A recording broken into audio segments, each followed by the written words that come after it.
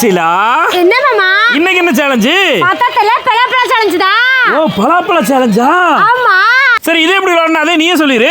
மாமா சேலஞ்ச் ஆரம்பிச்சதுக்கு அப்புறம் ஒவ்வொரு பழமா சாப்பிடணும். சரி சாப்பிட்டு கொட்டி அதுல போடணும். 25 செகண்ட்ல யார் அதிக பலாப்பழம் சாப்பிட்டுருக்காங்களோ அவங்க தான் வின்னர். ஸ்டார்ட் பண்ணிடலாமா? ஸ்டார்ட் பண்ணிடுவோம். Time start now. ஆஹா